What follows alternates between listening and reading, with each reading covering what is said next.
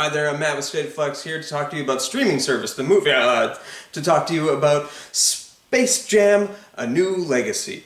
This is a movie made by corporate executives who see that there's a one-time popular movie in the wilds of pop culture to people of my generation called Space Jam. And what better way to resurrect that franchise while also invigorating life into our streaming network than to marry the two together and release this corporate shill of a film.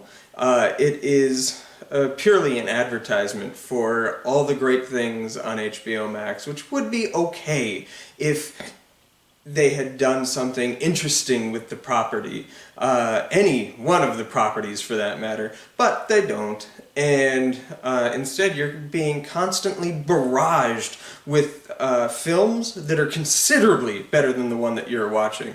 You might remember that about 3 years ago, this very same studio did the exact same thing with Ready Player One, the feature film that also was a constant barrage of pieces of entertainment that you liked way more than the one that you're actually watching. And some people are, that's enough. That's all that it takes, is just that little trigger of nostalgia is all that they need in order to be tickled and have a good time. The problem with this one, Ready Player One had two things going for it, well, three things going for it.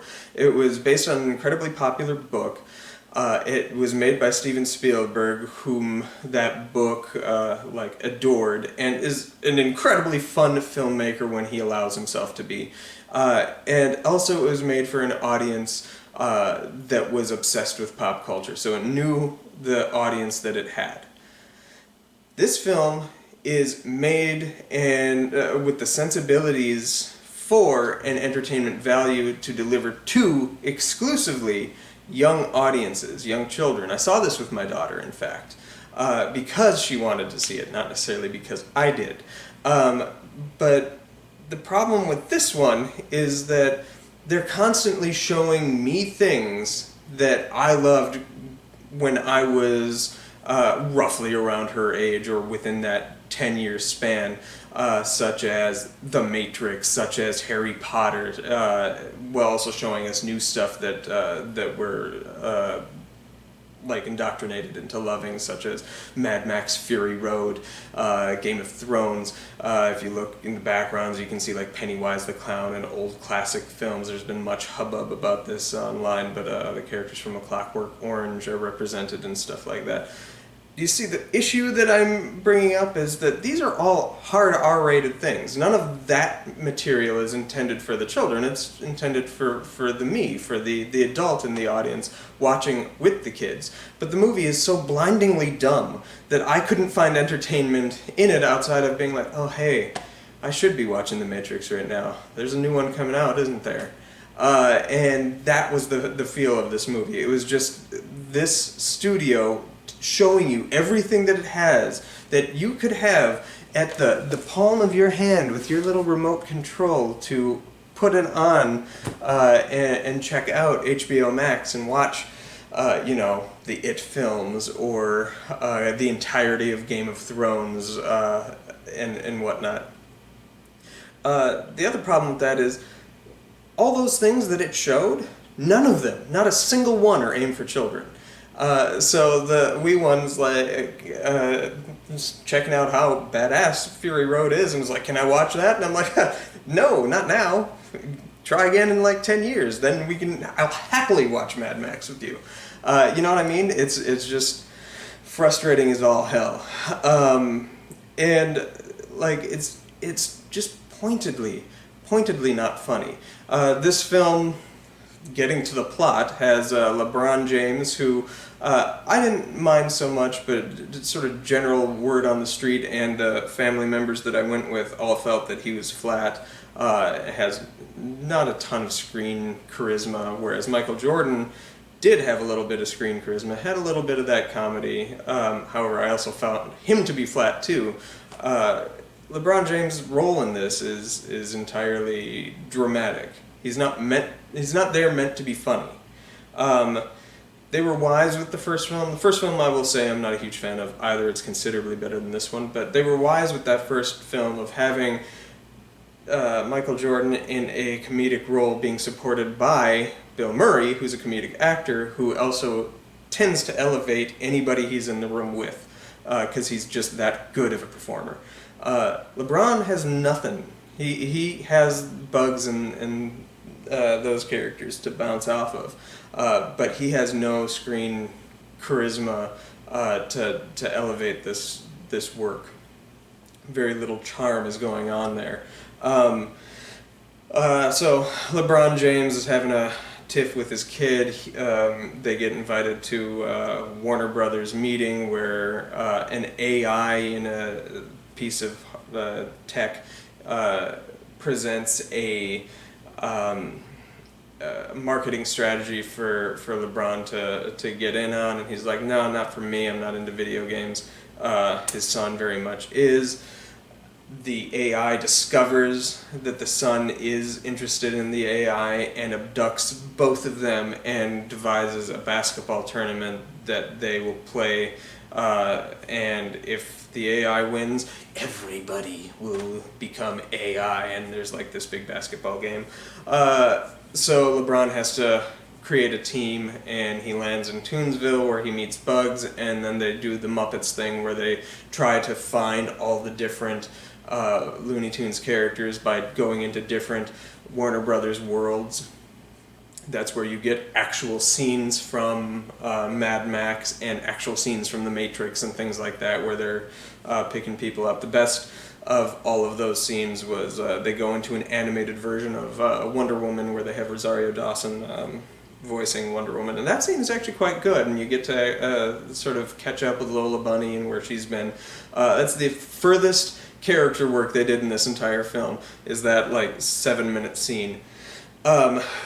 Anyway, they after they Muppet the thing, get the band back together, they play this game, and the game is populated, the crowd is populated by characters from Warner Brothers, like entire catalog of works. And this is what I have to say about the game moving forward.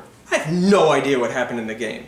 I was so incredibly distracted by playing the Where's Waldo of who's in the background that I have no idea what was happening in the forefront of the film. Do you know how incredibly distracting that is, trying to sit there and be like, is that Voldemort? No, I don't know if that's Voldemort. I think that's a White Walker. No, but that is Voldemort. And there's Pennywise. Hey, there's Pennywise. And oh my gosh, that's the Penguin from Batman Returns standing there and not too far away from Mr. Freeze in his robe.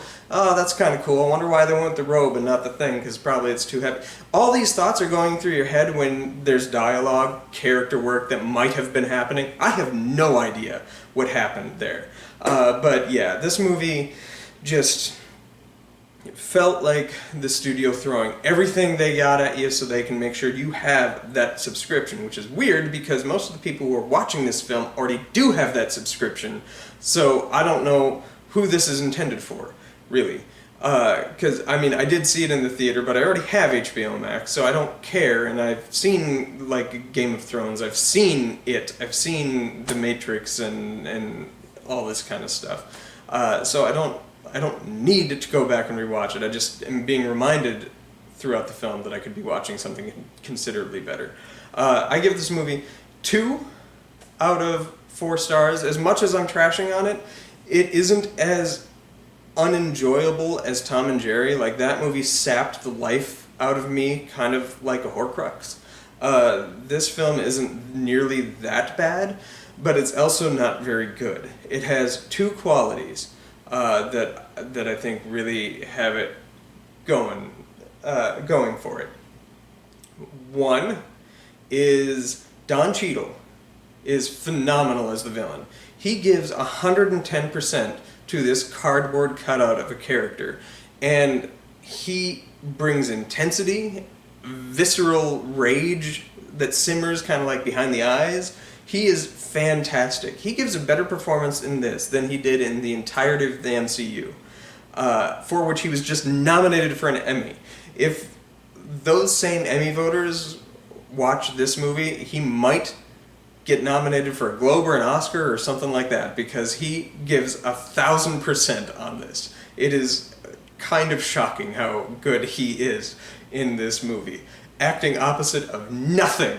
And then number two, I'm a fan of Looney Tunes. I've always been a fan of Looney Tunes, and I came to this movie excited to see some more of Bugs and Daffy and all of them back together to get on the big screen for the first time since 2001, right? The Brendan Fraser Looney Tunes back in action. I think that was the last time we saw them on the big screen. So I was excited to see them. I'm devastated to say they have maybe a collective total of 35-40 minutes in this film. The movie is 2 hours long. It's easily 40 minutes too long for the content that they have. This movie stretches for long beats where you just want to like punch yourself in the head trying to get out of the movie. But when the Looney Tunes are on, it's almost entertaining. Like that brought me a little bit of joy. And there is one scene in that's sort of the start of the final act where they have an excellent callback to the first Space Jam. I'm not going to spoil it here, but it involves a cameo, and I was elated. It was the best part of the movie, and I'll leave it at that. So there you have it. Space Jam 2 gets the 2 out of 4 stars. Please, Warner Brothers, stop. You've given me 3 of the 4 worst movies of 2021 with Tom and Jerry, The Snyder Cut, and Space Jam. Don't do this to me anymore, man. I had a good relationship with you guys. You were one of my favorite studios. You've made so many properties that I love throughout the years. And the audacity that this film shows you scenes from Casablanca really is like, dear God. But maybe this will be the gateway where I could show my young one like actual quality that is Casablanca. Anyway, don't do this to me anymore, Warner Brothers. Actually try. Make art. You used to make really interesting, challenging art, and I don't know what happened within the past 10 years. Your quality of pictures have dipped, and then you can't say that across-the-board movies are worse, because they are not. There are studios that are out there that are trying, that are putting forth good efforts, even in their corporate shill products. Look at the Marvel movies. Those are also corporate shill products, but they're freaking phenomenal when they choose to be. Like, you guys can be too. Just, come on, man. What's up, Warner Brothers? This is me pleading with you. Try.